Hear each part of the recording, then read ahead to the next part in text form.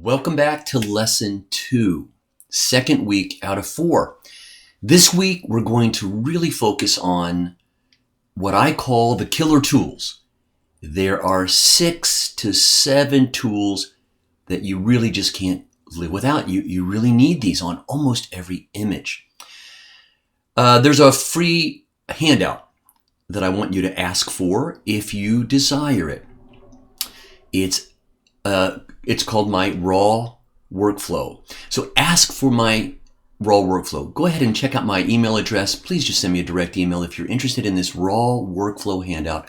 I'm going to show you what I do typically, step by step by step. It's really going to unpack how I work starting in Bridge to the Adobe Camera Raw plugin. So if you're interested, send me an email. Otherwise, I'm not going to pick on you. Okay, I can't post it to the BPSOP website, which is why I'm asking. If you desire it, ask me and I'll send it. All right, week 2, let's talk. We're going to talk about the killer tools. I'm going to unpack a little bit more about the tools, some of the icons, some of the little hidden feedback loops that Adobe are creating for our reference. You'll see some very interesting little hidden items I don't want you to miss. And we're going to talk a big deal this week about something new and scary to most of you. Masks. Masks. Now that's a word that is used often. And I recall when I first heard masks with Photoshop, it sort of sent me into a tailspin, a little bit of a panic. I'm like, oh, this is so geeky. What is this all about? They're not hard. They're very easy. A mask is nothing more than a stencil. So let me just illustrate quickly. Some of you have already heard me describe this in the Bridge course or the Photoshop course. But if you had a sheet of paper and you wanted to create a stencil that you could paint inside the hole, I'm going to cut or tear a hole. Very easy. And now I take my spray paint or my magic marker or my crayon and I set my stencil above the object that I want to put the art upon, my shirt in this case. And it just compels me, it limits me to putting paint inside the hole. And when I remove the mask, I see the art. Now notice what I've said. I remove the mask and I just see the art. The mask is not the art. The mask is used to generate the art. Now, if I were smart, I could save the mask for later use. And by the way, didn't I tear out a little piece of paper? And that could also be used as a mask. So the opposite of my hole could also be used as a protective mask to mask out a particular area, right? I could put a mask there and spray paint, and it would protect that area and put the paint on the outside of that area. So just know that a mask is always a two-parter. You get the hole and you get the piece you tore out of the hole. In plain, simple language, it's a hole in a piece of cardboard or paper. It's a hole in the cardboard. That's the way I like to say it. That's the hole. That's the hole. That's the cardboard. And I also have the inverse of that. I have an inverted mask. I have the hole is my cardboard. What was my hole that I tore out has become my cardboard, and everything else is where the paint is allowed to go. Does that make sense? If not, keep watching and then write me and we'll talk about it and demo some more if you choose on the Yours Day video week 2. A mask is not complicated. A mask is a hole in cardboard. The mask is not the art. The mask is used to generate the art. And that's true anywhere you go. If you're working in a software program and there's a mask, what I've just told you rings solidly true, Photoshop included. All right, so we're going to talk about masks. I'm going to open a photo in Adobe Camera Raw. Of course, again, I'm just reviewing. I'm in Bridge. I won't review much. I'm in Bridge, and I'm doing, on a Mac, Command R, edit in Raw. Now, I could also look up in Bridge, and there's a little camera shutter icon, and that was a shortcut to open in Camera Raw as well. Or I could go to the File menu, open in Raw. Hey, here it is. Now, we discussed quite a bit first week about the sliders. They're not complicated. How to use them and in what combinations to use them will become your style. There's not a right or a wrong way to do most of this. It becomes your style. It's a look. So, exposure. I could brighten my look. I could darken my look. Just like with a camera, right? I could increase my contrast or dial down my contrast. I could brighten my highlights, my brightest bright, my almost brightest brights. Or I could close up the shadows or open up the shadows. Now I'm using the phraseology that is often used in industry, right? The shadows need to be opened up. Why would I want to open the shadows? Another phrase. I need to see more shadow detail. Open your shadows. Why? To see more shadow detail. I'm just giving you the vernacular of the industry. The whitest whites. Ooh, look how it just blew out where that sun hit pretty starkly on this adolescent elk. So I'm going to be cautious of that and pull it back down until I can see, right, some detail. Now we talked last week about O and U, and those were protectors visually for me so that I could see when I was blowing certain things out, where and when I had gone too far. So O and U might be helpful indicators. I'm just going to hit undo again. That's review. Texture.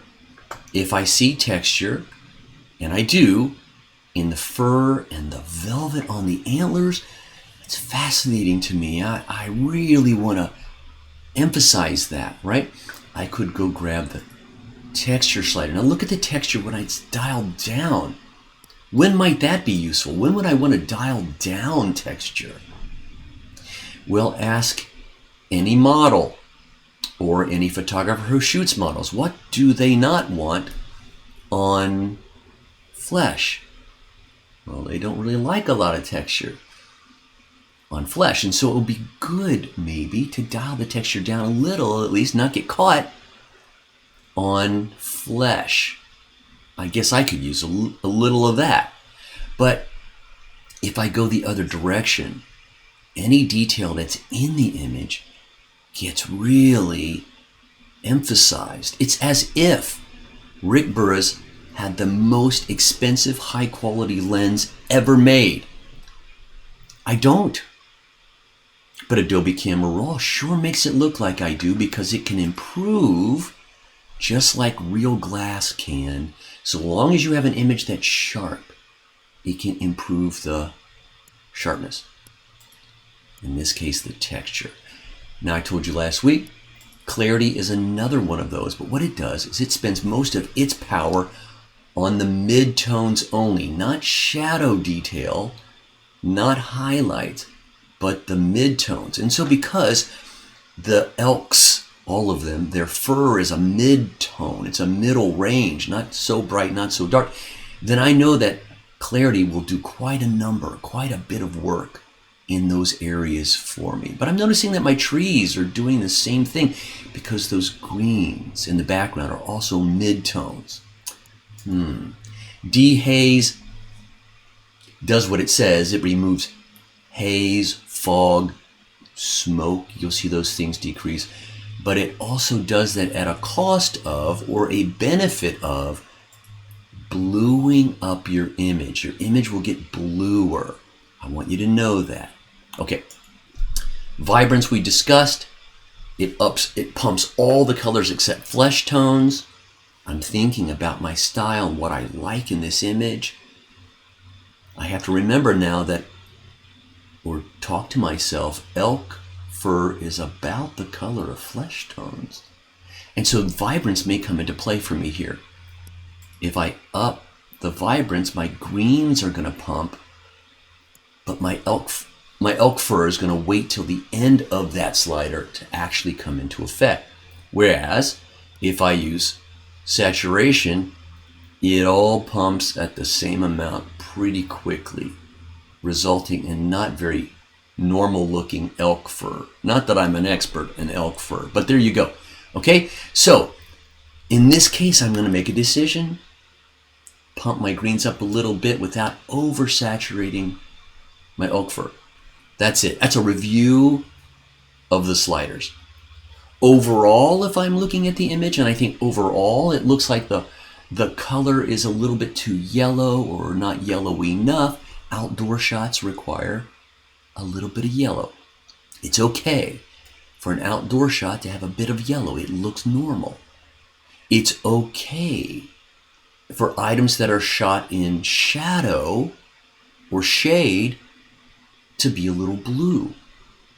Shadow, shade is bluer than pure sunlight. So I make these judgment calls as I'm examining my image. We're outdoors. I might want a little bit of yellow. Oh, no. A little bit, Rick, of yellow. Or blue. If I'm emphasizing a time of day or dusk, I might blue it up a little bit because the sun is down. I know that the blue is going to sell the effect that we're in more shadow if I do that. You see? Okay. Here's the big what if. Everything I've been doing so far has been global.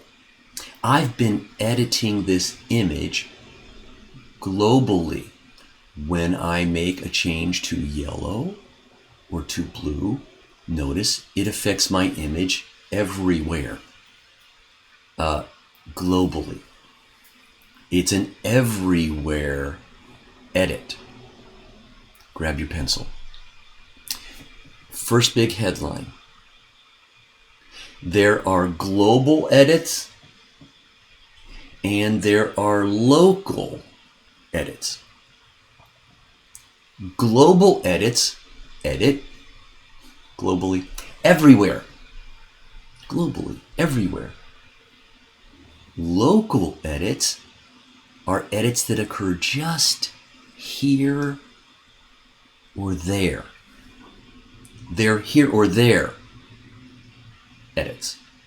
Local edits. Global edits, local edits. When you open an image in Adobe Camera Raw, you begin editing globally. The basic panel is a global editor. It edits globally. Now, I'm going to collapse the basic panel. Even though the basic panel is global, if you think about it, those sliders allow me to dig into particular kinds of areas globally, like shadows, but shadows globally. It's interesting, right? I can do the shadows without hitting the highlights globally. My shadows get hit globally, but my highlights don't. So it's kind of interesting to think about. I'm globally editing the shadows, which are here or there, but it's still doing the shadows globally. Okay, I might have beaten that horse to death. Let's go on. I'm closing, collapsing the basic panel. Let's look at the next panel. Curve. Is curve global? Yes. I'm going to close it. Don't know how to use it yet, but is detail global? Yes. How about color mixer? Okay, please don't make me continue. All of these panels are global editors. Well then how, Rick, do I edit here or there? Welcome to the killer tools. Now I call them the killer tools for a very good reason. In the early days of desktop publishing, there was, and most of us are too young to remember it. I remember it. Some of you may be old enough to remember it.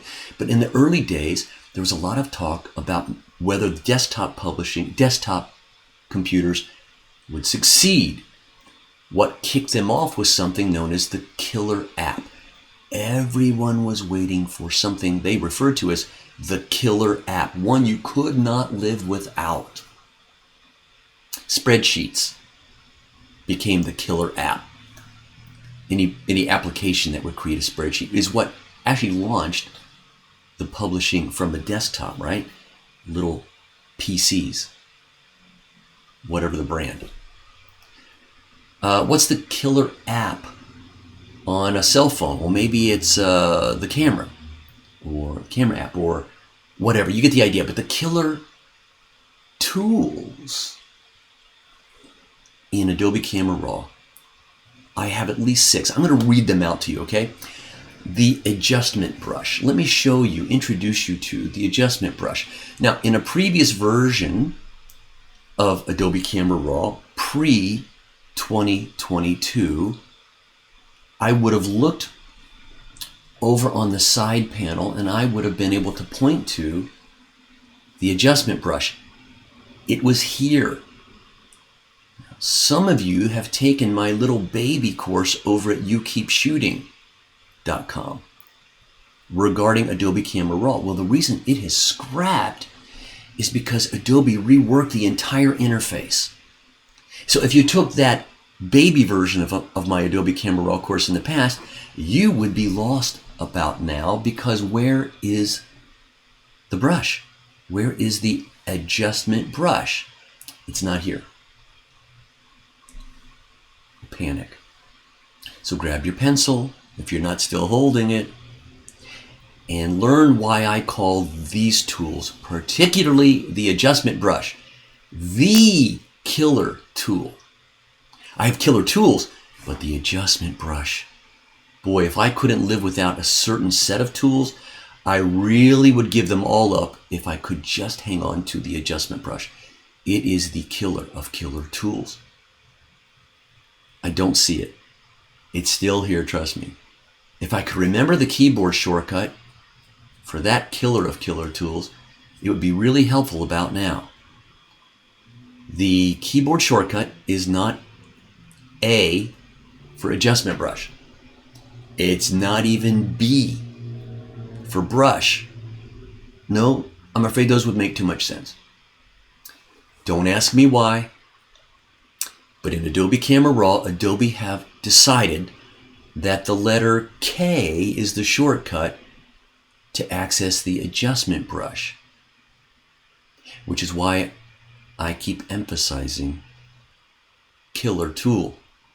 Killer tool makes sense for me to help me remember that K is the keyboard shortcut for the killer of killer tools. It's K. K. Plain old K. Not command, not control. K. Now, when I hit K, and why would I hit K? Why would I want the adjustment brush? You would want it in order to edit, not globally. You would want it to edit here or there. K. I just hit K. And tons of stuff just happened. I don't know if you were noticing or paying attention to what just happened to my panels.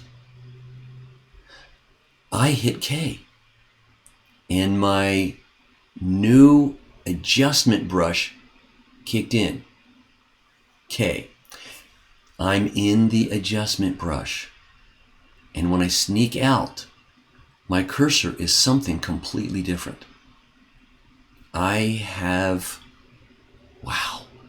A big brush with, it looks like two circles. Do you see them both? There's a dotted white and black circle on the outer rim, and there's a solid black, albeit very fine, circle on the inside with a little tiny plus at the center. That's my brush. That's my brush nib. That's my brush size. Pencil in hand, you've written down K for the killer tool. Write down brackets. Look at your keyboard. On an American or English, United States English keyboard, next to the right of the letter P are the brackets. And that's what I'm talking about here, okay? The brackets. The right bracket makes my brush nib bigger. And the left bracket makes my brush nib smaller. Now there's another way to do this, but that's really the quickest and more efficient way. I'll show you the slower way over here. Let's follow that elk down past his bottom, and you see the word size. And size, I'm moving my cursor out of view and it changes to an arrow, right? I'm changing the size. Well, I don't know how big that is until I get back into the playing field. So I don't prefer dragging the slider there and moving back into the playing field. There's another way you could do this.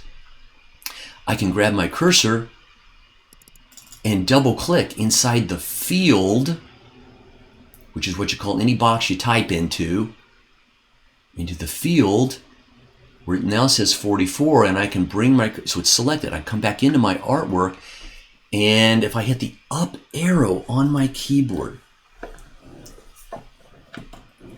the arrow keys on my keyboard, if I hit the up arrow in any Adobe app or plugin, the up arrow, if you're already in a field and it's selected, will change that value by single digits.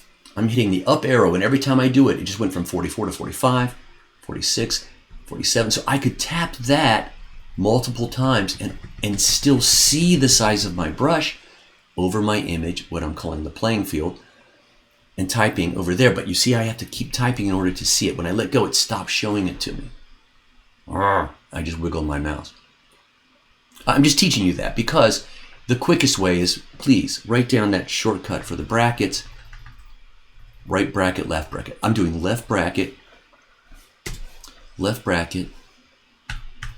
to change it and see it on the playing field. Right bracket to make it bigger.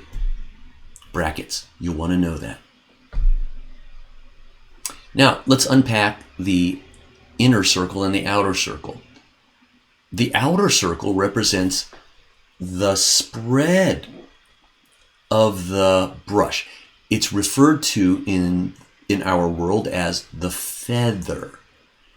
Inside that solid black circle, whatever you tell your sliders to do will happen completely, solidly inside that solid circle. And then it will begin to taper off or change the opacity. It will become more transparent as it leaves the edges of that solid circle and heads out to the tips of the dash circle. Beyond the dash circle, nothing happens. Now, Photoshop plays this same game with exactly these same keyboard shortcuts, by the way. Bracket will change the brush size in Photoshop. I don't like how Photoshop, though, reveals the brush to me. Photoshop only shows me the solid, and it never shows me how far my feather's really going. You just have to paint and guess. I appreciate that about Adobe Camera Raw, the plugin in Lightroom and Bridge, right? You can see the outer edge of your feather. That's what it is. And if you want to change the outer edge of the feather, you could change the feather over in the sliders, but there's still a better way.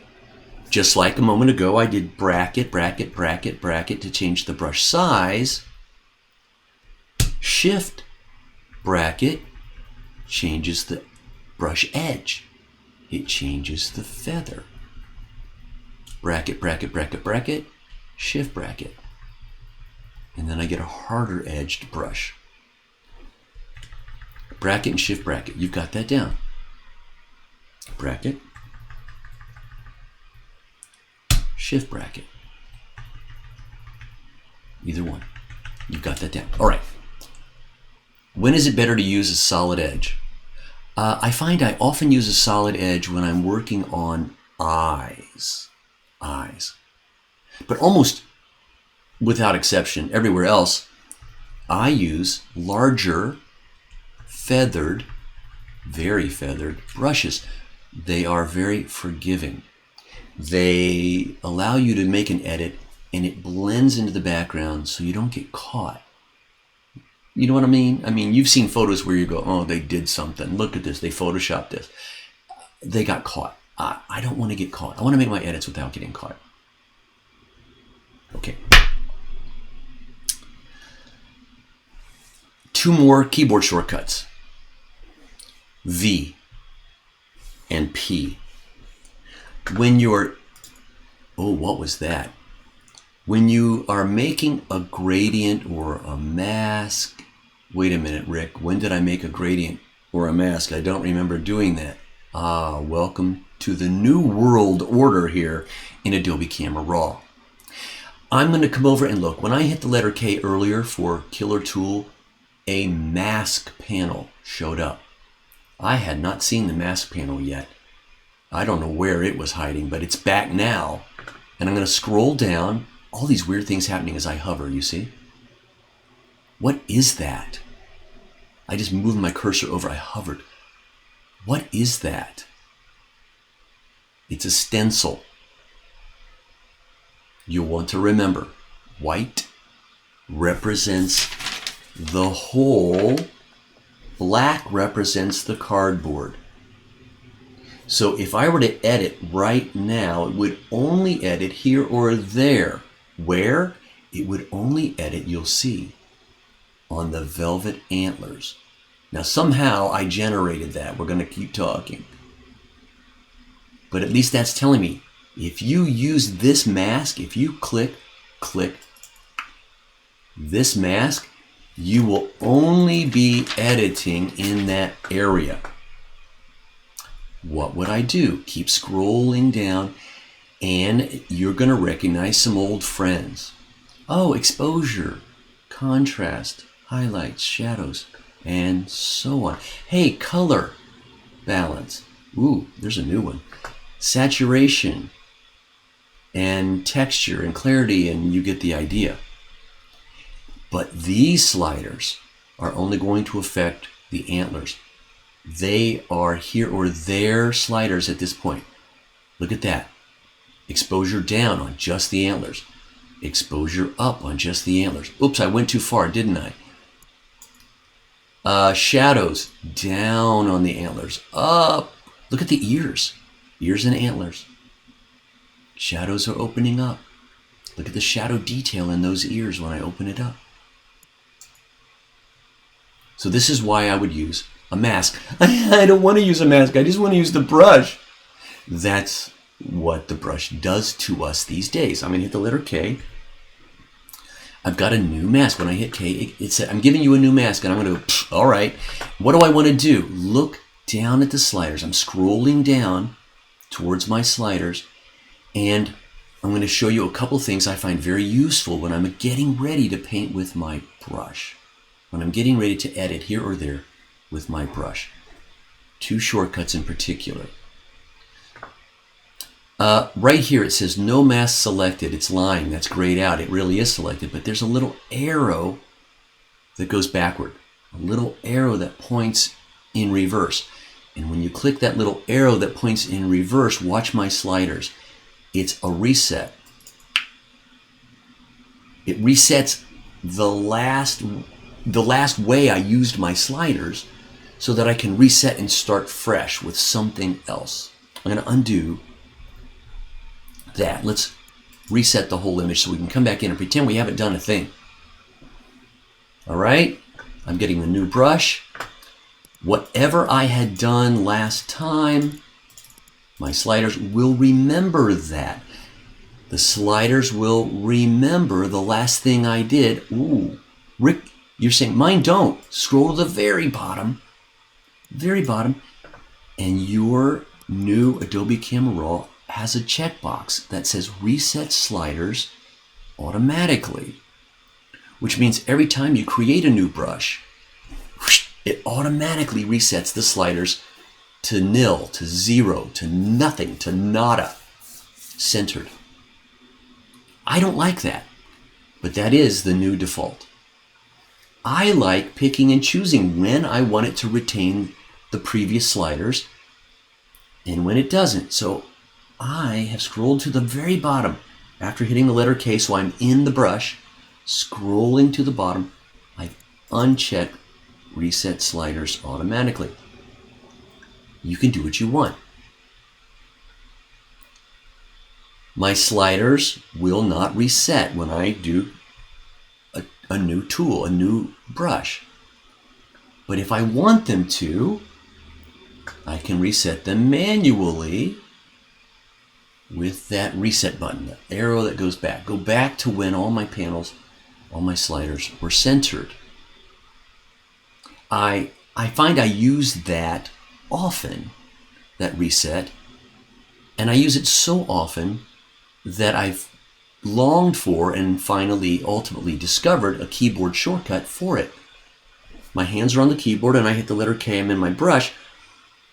On the Mac, if I do Control Option R. Now on my keyboard, I can hold Command and Option at the same time with one big fat finger, which is what I do. I click between the two and I hit R. It's just fewer fingers. I call that a fat finger trick. Fat finger R.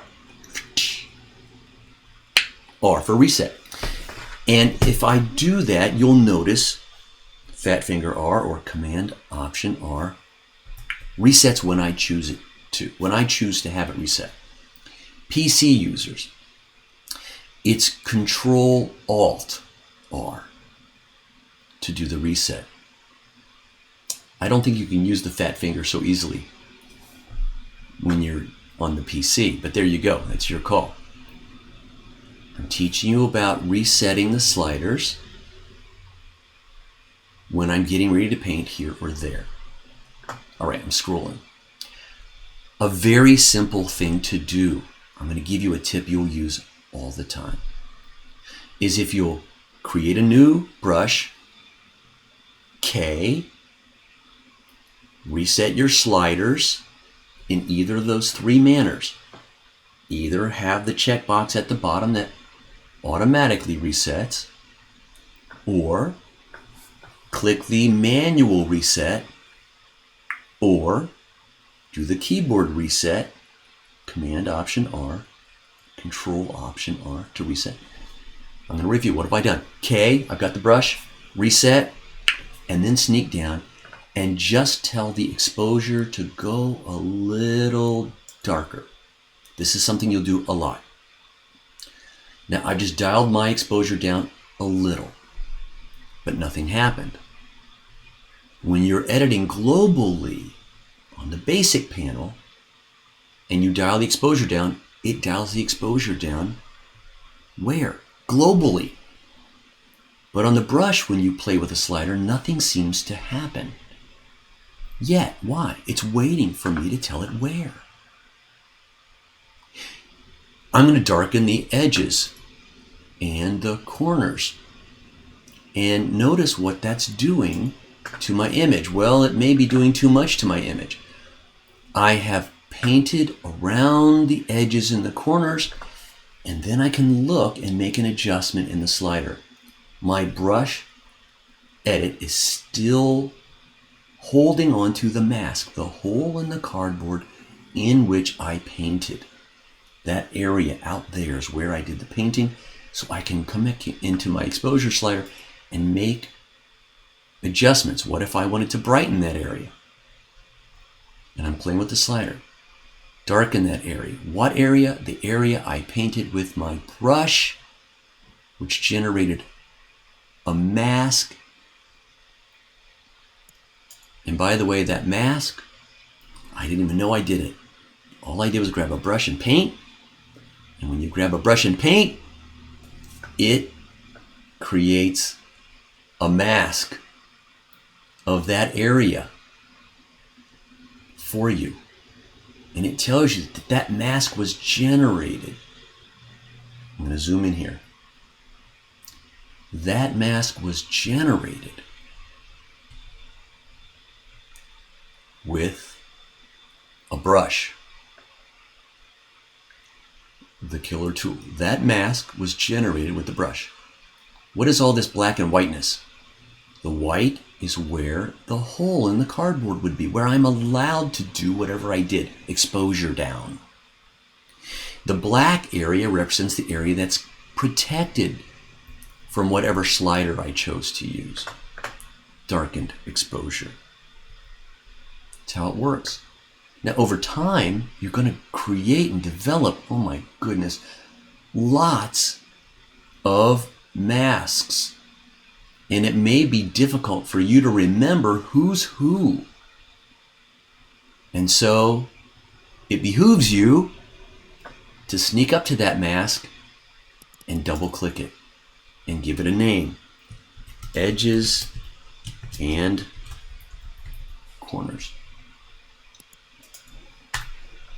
I gave it a name, so next time I want to use it again, I can go straight to, oh, edges and corners. I see it over there. I didn't mean to zoom in on you. I apologize.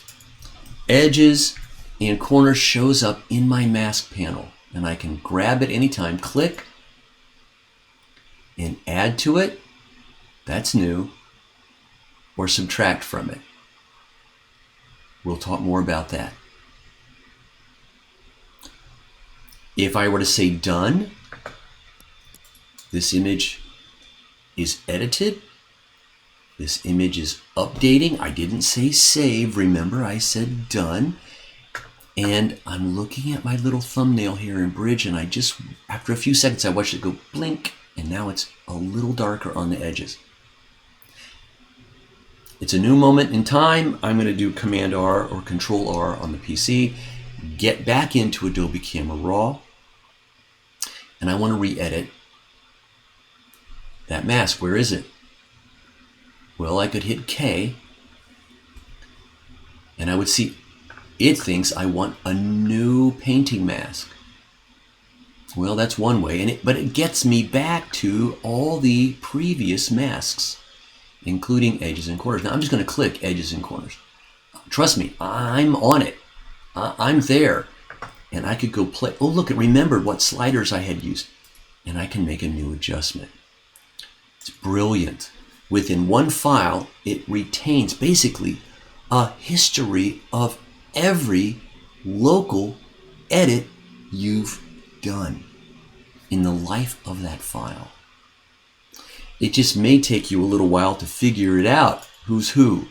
Now there's a button here at the bottom of the mask panel called Show Overlay. I don't care for it, but it is the default.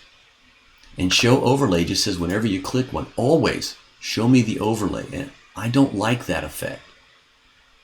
So I've gone over and turned it off. Show Overlay, the white and the black stencil only shows when I hover over the mask. I prefer that. You may too. Instead of always show me the overlay. I don't like that at all. But that is the default. Now you'll notice this is the second default checkbox I've turned off. Show Overlay, I've turned off. At the bottom of the sliders, you saw me turn off Reset Sliders automatically. Completely up to you. But those two are on by default. I've turned them off. It makes my editing life with my killer tools a bit more effective. Okay, my hands are off the keyboard. Let's look at this image. I'm seeing a couple of pieces of schmutz, something showing up that I don't think I want there. Let's look. There is a circle, and if I were to look very, very, very closely, it's a circle with a minus sign in it, or a hyphen, or a dash. And what just happened? When I hovered, it said with whiteness, here's what I'm talking about, Rick. All the white areas are what this thing is doing. Oh, whoa. But over here, I see sort of a rounded corner rectangle that seems to gradually get darker and lighter, depending upon which direction I move. And if I hover my cursor over it, it shows me I did what's called a gradient, where the white represents the area that my sliders took over, and the gradient is where they began to turn off gradually until they stopped with cardboard. So in this version, beginning in 2022, the icons, the type of tool you used, is revealed with these tiny little feedback icons. That icon, I'm going to click it, click, and when I did that, I'm looking at my mask, and it says, oh, that's mask 7. What was it? It's a mask that didn't just paint here or there, but it affected an entire color range. I'm going to show you that next. And I subtracted a linear gradient, or added a linear gradient to it. Boy, that is all new news in the most recent version of Adobe Camera Raw. You see why I needed a separate main lesson, lesson 2, on the killer tools and masks. It's how they now relate to each other and our eyeballs as we're trying to figure this out. This is all new. Now, I'm just going to say it because I see it and I got to understand it. When I clicked on that mask, it was a gradient mask, recall, and there's a line that comes up that goes to the red, and a line that seems to go down to white, and 3 horizontal lines. So it's saying that right here, and I'm clicking that mark and moving it, right there is where whatever I did started. It's the middle. And this represents the feather up. Remember, it was white up there. The feather up to full impact of my sliders. And then it feathered down to no impact from my sliders, where we see the black areas. So I can change that. I can rotate the direction that whatever it was that I did is doing. And notice I'm going in and out. And I'm playing with the amount of feather, the amount of how gradually this happens or doesn't happen. The letter G makes sense for a new gradient mask. Gradient. I've got my gradient tool. Trust me, I do. I hit G. And I'm going to sneak over. Oh, look, it says you're in the linear gradient tool. Thanks for the feedback. And I remember it's set to darken like last time. Well, let me darken a little more and add a second slider and green it up a little bit more as I start my drag here at the bottom and drag up. Do you see? So I've used a gradient to darken and green up from the bottom up, and it stops by the time it gets right here. I can move it, rotate it. See how the green, darkening green is changing? What if I wanted to do the top? Well, then I'd pick it up, move it up, rotate it downward, or just flat out create a new one. Okay? Why do we care about these things? Why do I care about darkening my edges and my corners? Well, it's an old darkroom photo trick. The old darkroom photo trick. By the way, right now I'm going to do Command 1, Control 1 on the PC, and that gets me out of my killer tools and back to Command 1, the first global panel, Command 1. It has taken me back to the basic or the first global panel, Command 1. Work with me. Command 2. I'm now in the second global panel. Command 3. I'm in the third. Command 4. I'm in the fourth. Command 5. You could figure this out. Command 6, Command 7, Command 8, Command 9. Command 0, nothing. It just centers my art. Command 1, boy, you're going to use that a lot. You're back in the main or the basic global editing panel. Okay, I'm not in my killer tools any longer. Why would I want to darken my edges or my corners? The old photography darkroom trick is the human eye is drawn to the brightest spot on a darker field. Now the inverse is also true. The human eye is drawn to a darker spot on a brighter field. It's a contrast trick.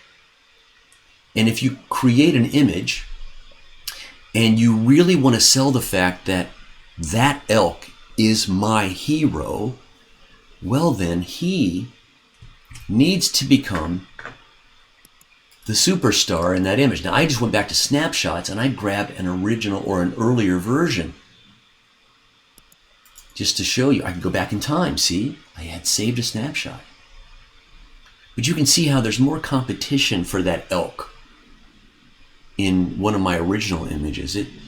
The trees are dragging my eyeballs around and so on. So I'm gonna hit the letter K. K, brush, darken. It's already set. I remembered that, right?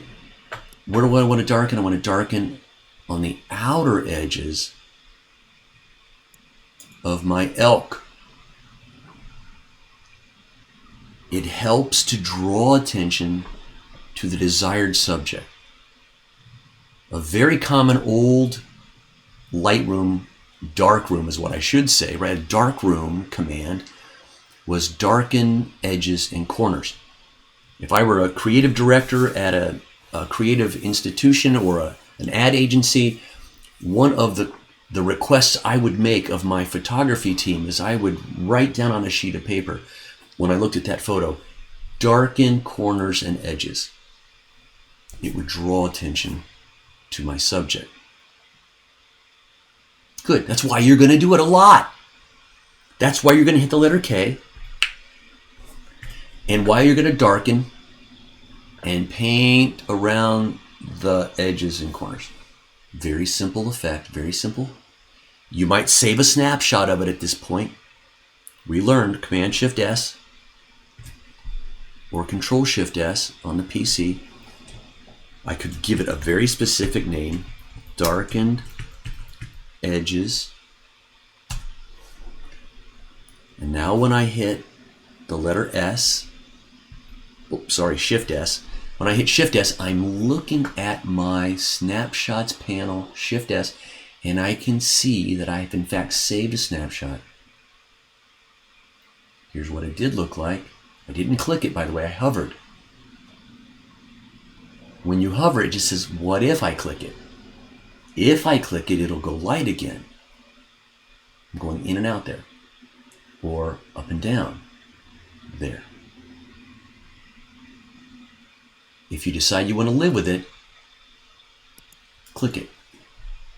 Now I haven't lost anything. I can just go back and start from scratch there, or start here where my greens were a little greener. I'm trying to show you what the tools are, explain the concepts. and explain why you care. Let's have some fun. Darkened edges. I'm going to hit the letter K.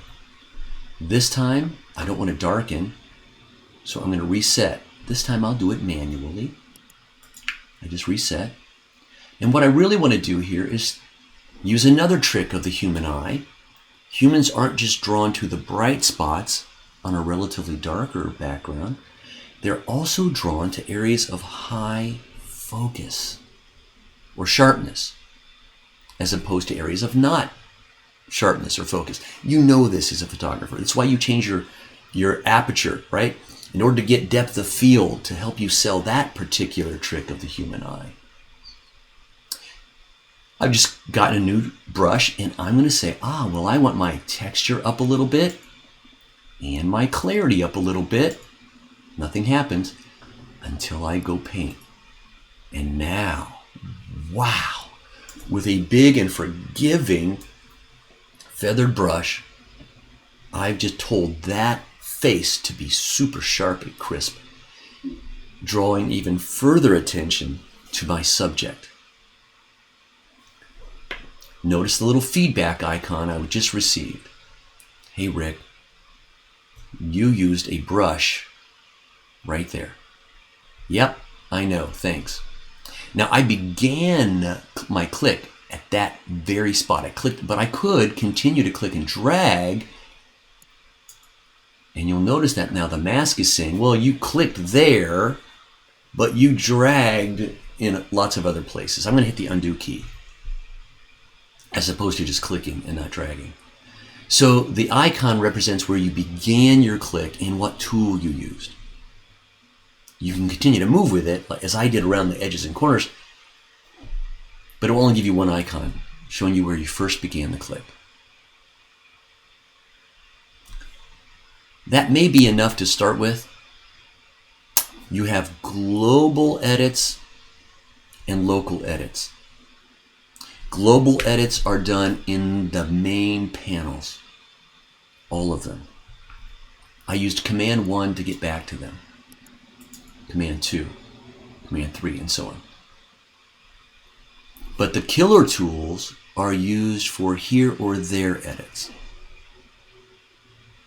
And when you create one of those, K, trust me, it creates a mask, waiting for you to tell it how large you're going to be painting with what particular slider combinations, to which there are almost an infinite number of combinations.